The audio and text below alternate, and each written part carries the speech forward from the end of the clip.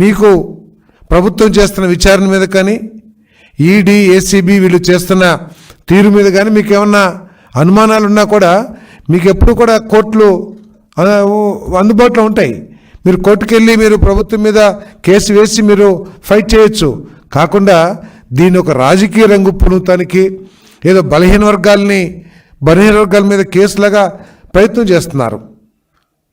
ఇది ఎక్కడ కూడా బలహీన వర్గాల తగాదాలు కాదు, లేకపోతే బలహీన వర్గాలకు సంబంధించిన విషయం కూడా కాదు. ఇది అగ్రిగోల్డ్కి సంబంధించిన ఆస్తులు, ఈడీ అటాచ్మెంట్లో ఉన్న ఆస్తుల్ని ఒక తప్పుడు ధృవీకరణ పత్రాలు కానివ్వండి, లేకపోతే తప్పుడు రిపోర్ట్స్ ద్వారా కానివ్వండి, తప్పుడు సర్వే రిపోర్ట్స్ కానివ్వండి, లేకపోతే రికార్డ్స్ తారుమారు చేసి కానివ్వండి, స్వాధీనం చేసుకుంటానికి చేసిన ప్రయత్నంలో భాగంగానే ఈరోజు కేసు జరిగిందని చెప్పేసి మనం చేస్తాను. దయచేసి దీనికి కులం రంగు, వర్గం రంగు, రాజకీయ రంగు పొలవాల్సిన అవసరం లేదు. ఒకవేళ తప్పు కాదంటే మీరు కోర్టులో మీరు ఫైట్ చేసుకోవచ్చు, మీ సచ్ఛీలతని నిరూపించుకోవచ్చు అని చెప్పేసి కూడా మనం చేస్తూ, మరి ఈరోజు 15వ తారీఖున ఆగస్టు 15వ తారీఖున ఒక అద్భుతమైన కార్యక్రమం, ఒక పుణ్యమైన కార్యక్రమం, అన్నదాన కార్యక్రమం చేయబోతున్నామని చెప్పేసి మనం చేస్తా ఉన్నాం. అంటే తక్కువ ధరకే పేదవాళ్ళ కడుపు నింపాలి అనే ఆలోచనతో మరి అన్న క్యాంటీన్ని ప్రారంభించే కార్యక్రమం చేయబోతా ఉన్నాం. దానికి మంగమ్మ గారు అనే పేరు కూడా మార్చినట్లున్నారు.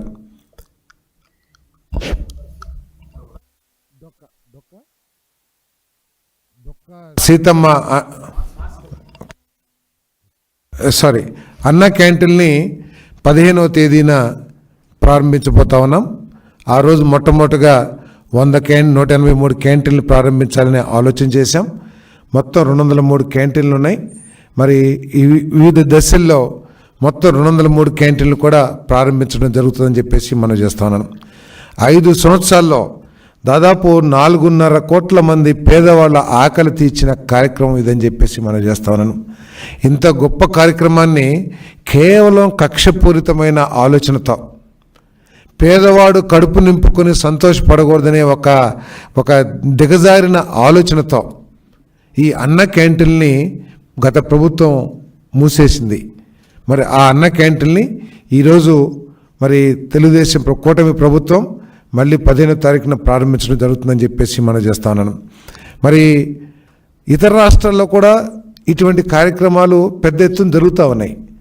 నిజంగా జగన్మోహన్ రెడ్డి గారు చెప్తారు ఈ మధ్య ప్రజాస్వామ్యం అని మాట్లాడుతూ ఉన్నారు. ఏదో తెలుగుదేశం పార్టీ కక్షపూరితంగా వ్యవహరిస్తుందని చెప్పేసి. ఈయన ప్రతి విషయంలో కూడా గత ప్రభుత్వంలో ప్రతి విషయం కూడా కక్షపూరితంగానే నిర్ణయాలు జరిగినాయని అంటానికి ఈ అన్నా క్యాంటీన్ రద్దు కూడా ఒకటని చెప్పేసి మనం చేస్తున్నాను. మన తమిళనాడులో కూడా అమ్మ క్యాంటీన్లు అని చెప్పేసి అక్కడ కూడా పేదవాళ్ళకి కడుపు నింపే కార్యక్రమం చేస్తూ ఉన్నారు. మరి తర్వాత అధికారంలోకి వచ్చిన స్టాలిన్ గారు ఎక్కడ కూడా రాజకీయ కక్షతో కానీ లేతే వేరే వాళ్ళ పేర్లు ఉండకూడదు, నా పేర్లే ఉండాలనే ఆలోచనతో ఎక్కడ కూడా ఆ క్యాంటీన్లు రద్దు చేస్తాం కానీ, లేదు ఆ క్యాంటీన్ పేరు అమ్మ క్యాంటీన్ అనే పేరుని మారుస్తాను కానీ ప్రయత్నం చేయలేదనే విషయాన్ని గుర్తించాల్సిన అవసరం ఉందని చెప్పేసి మనం చేస్తాను.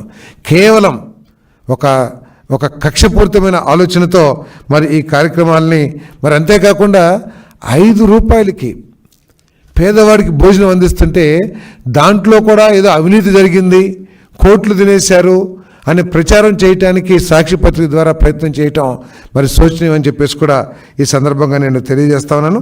మరి 2019 నుంచి కక్షపూరితంగా ఈ రద్దు చేసిన అన్నా క్యాంటీన్ల స్థానంలో అనేక మంది తెలుగుదేశం నాయకులు వారి స్వంత ఖర్చులతో ఈ క్యాంటీన్లు కూడా నిర్వహించడం అభినందనీయం అని చెప్పేసి కూడా ఈ సందర్భంగా తెలియజేస్తూ, మరి తప్పుకోకుండా ఒకరోజు నా నియోజకవర్గంలో ఒకరోజు భోజనాన్ని నా సొంత ఖర్చులతో నూజివీడు నియోజకవర్గంలో నిర్వహిస్తా అని చెప్పేసి కూడా నేను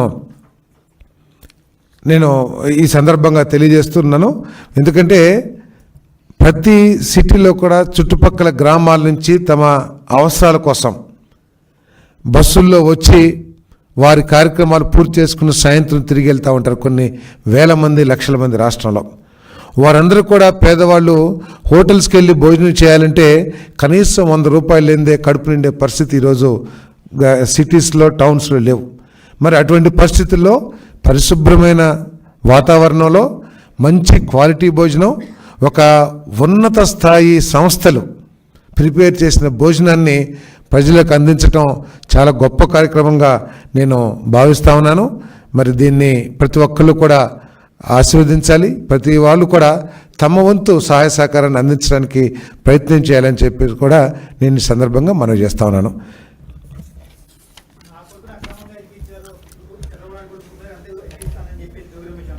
ఏమండి?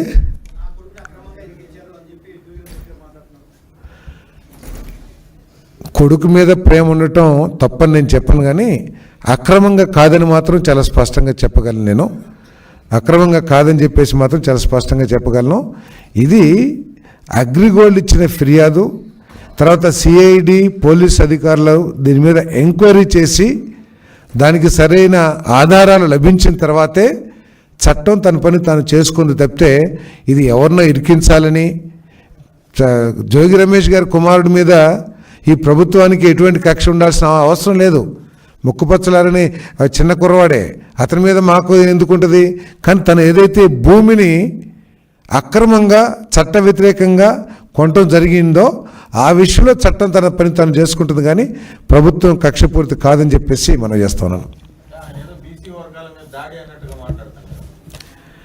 సార్, చట్టం అందరికీ ఒకటే ఉంటుంది. తప్పు చేసినప్పుడు అందరూ కూడా ఆ చట్టానికి లోబడి శిక్షకు గురవ్వాల్సి వస్తుంది, లేకపోతే శిక్ష నుంచి బయటపడాల్సిన అవసరం ఉంటుంది. ఆ చట్టానికి లోబడే తప్పితే ఇతను బీసీ కాబట్టి ఈ చట్టం, ఇతను ఓసీ కాబట్టి ఈ చట్టం. కాకపోతే నేను ముందే చెప్పాను, నేను చంద్రబాబు నాయుడు గారు, లోకేష్ గారు, పవన్ కళ్యాణ్ గారు మొట్టమొదటి రోజు నుంచి కూడా మా అందరికీ తెలుగుదేశం కేడర్కి కానివ్వండి, తెలుగుదేశం నాయకులకు కానీ స్పష్టమైన సూచనలు ఏం చేస్తున్నారంటే, మనకి విక్టిమైజేషన్ వద్దు, పొలిటికల్ విక్టిమైజేషన్ వద్దు. మనందరం కూడా గత ప్రభుత్వ అన్యాయమైన చర్యల మూలంగా, చట్ట వ్యతిరేకమైన చర్యల మూలంగా మనందరం కూడా ఇబ్బంది పడిన వాళ్ళమే. కానీ దాన్ని దృష్టిలో పెట్టుకుని మనం కక్ష సాధించాలనే ఆలోచనతో పనిచేయొద్దు. మనకి అమోఘమైన, అద్వితీయమైన, చరిత్రలో ఎన్నడూ లేని విజయాన్ని ప్రజలు మనకి ఆశీర్వాదంతో అందించారు. కాబట్టి మనం వారి ఆశల్ని, ఆశయాల్ని పూర్తి చేయడానికే మనం ప్రయత్నం చేద్దామని చెప్పేసి మొట్టమొదటి నుంచి కూడా చెప్తున్నారని చెప్పేసి మీకు మనం చేస్తాను.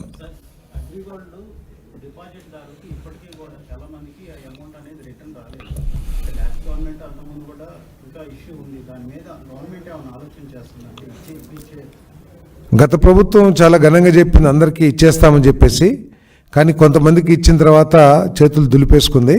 మరి తప్పకుండా ప్రభుత్వం దృష్టికి వచ్చి ఉంటుంది. దీని మీద పూర్తి సమాచారం లేదు, తెలుసుకుని తెలియజేస్తాను. ఓకే.